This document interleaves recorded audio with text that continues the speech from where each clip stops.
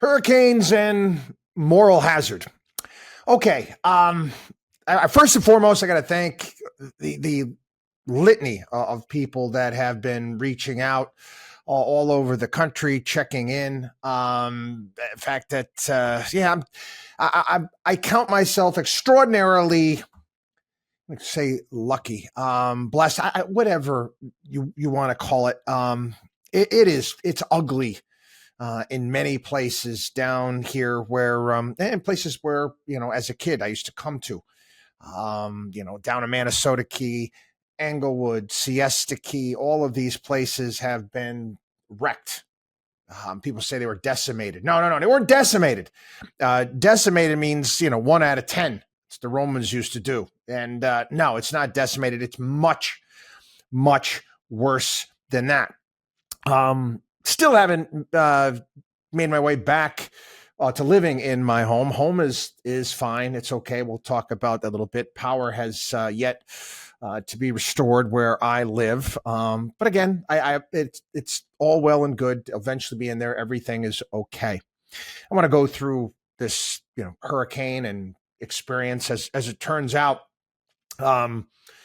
Moved out of the way at Tampa, went down to Sarasota, and that's where the storm actually hit. But I was east of the interstate, knew I'd be okay, but experienced the eye wall, both sides, and the eye of the hurricane, which was something to behold.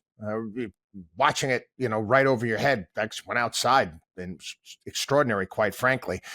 But anyway, neither here nor there. Something I've been talking about for some time in regards to moral hazard and hurricanes and government involvement in subsidies and where we're at today. We have been subsidizing as a society. We've been subsidizing flood insurance. I think it's going back to LBJ, if I'm not mistaken. It might have been a little bit earlier. And what we've had happen is we've had, basically when the taxpayer subsidizes something or makes something cheaper, you cause a price disconnect that, again, it doesn't translate well. And what happens is that the taxpayer ends up footing the bill for things that, quite frankly, they shouldn't.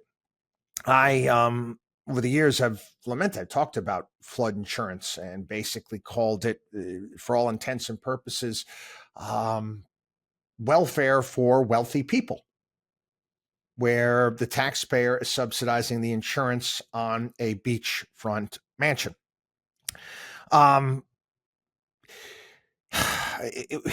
People end up living in places where normally they wouldn't live if they couldn't get their hands on this mispriced insurance. It was actually interesting.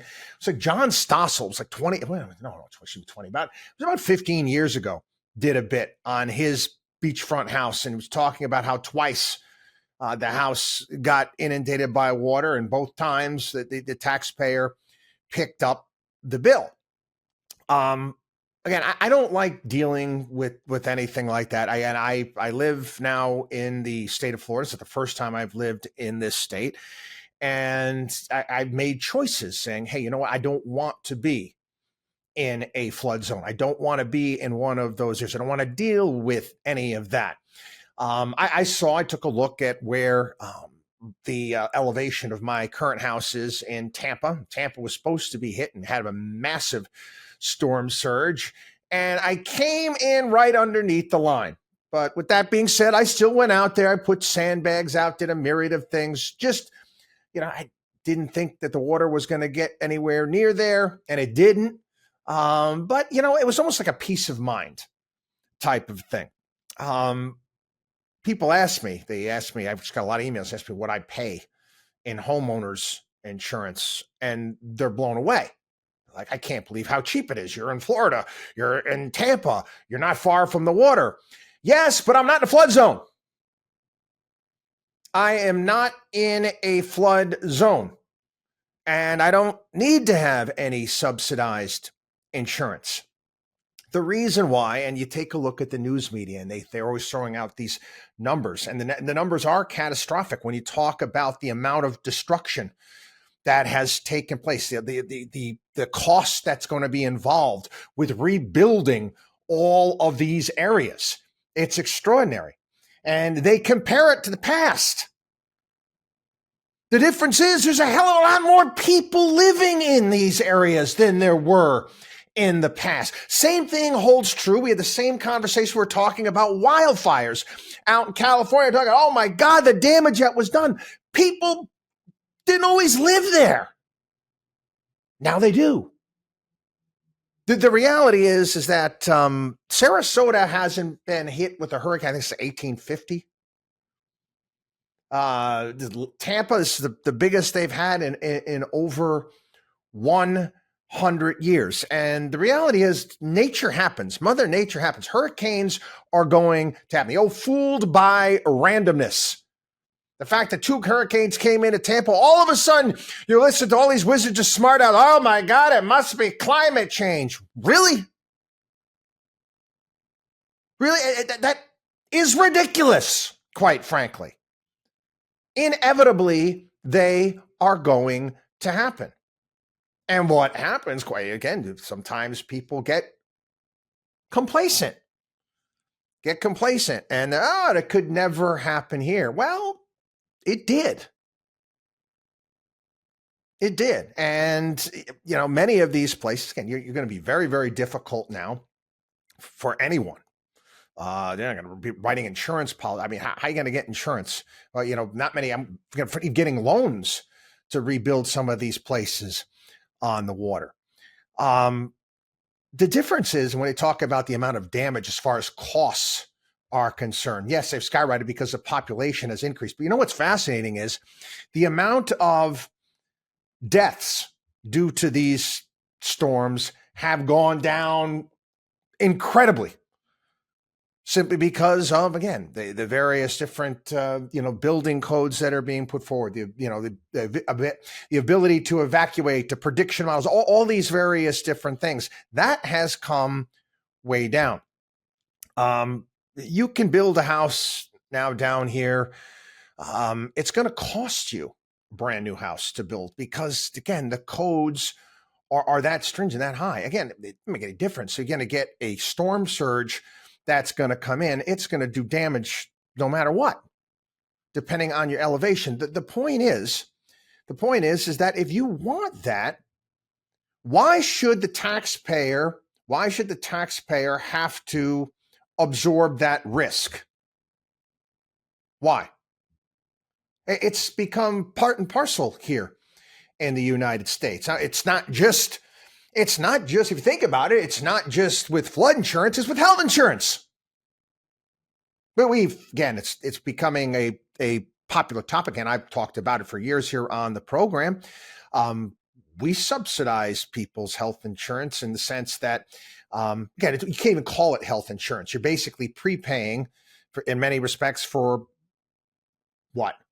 Medical expenses that you're going to come. They don't, when you sign up for health insurance as part of Obamacare, you have pre-existing conditions. Cover pre-existing conditions. Well, not only that, you also cover people the same price. You could be in a, you could be overweight, alcoholic, drug addicted person, and you're going to be paying the same exact rate at your company or whatever under Obamacare as someone that's completely healthy. Is that reasonable? Is that fair? Is that right? Shouldn't there be, tremendous incentives if you take care of oneself? Again, this is what happens. This is what causes disconnects when you subsidize certain areas. This is the moral hazard part that we have taken out of the equation with some of these things. I really wish we would get away from that. Again, if you have the money, and if you want to go ahead and you want to build a house on the water, fine. I don't even care if you want to build a house on the water. You didn't want to put it up on stilts.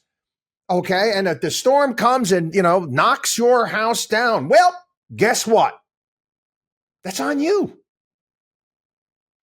That's your choice Okay?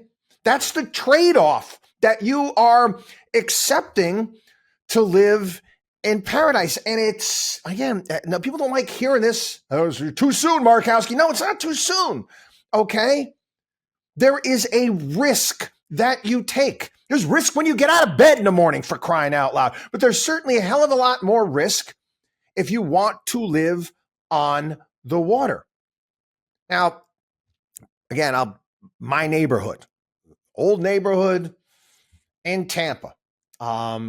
Many of my neighbors' homes are very old, and they weren't graded.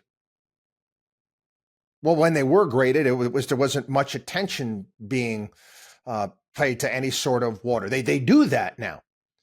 Whereas when I went back to my house, and this is not gloating or anything like that, this is just showing you how things have changed and the designs are different. I didn't have any flooding in my yard. Many of my neighbors, their yards were swamps, underwater. I mean, when you're dealing with 15 inches of water in a short period of time, how is it that certain homes were able to deal with? Well, again, it's the modern design of these things. Again, you had many places, it was an incredible run for a period of time where you weren't dealing with any of that, but nature happens. Now, this is where it's going to be an issue, and this is where people are going to be clamoring to rebuild and repair many of these homes. It's costly. It's a hell of a lot more expensive. How we're going to go about dealing with that, I don't know. We're going to have to decide as a society. But again, when taxpayer subsidized government insurance policies protect people against damage from storms, from floods, more people are going to be willing to live in places where there is greater danger of this happening. That's just the reality. WatchDog on WallStreet.com.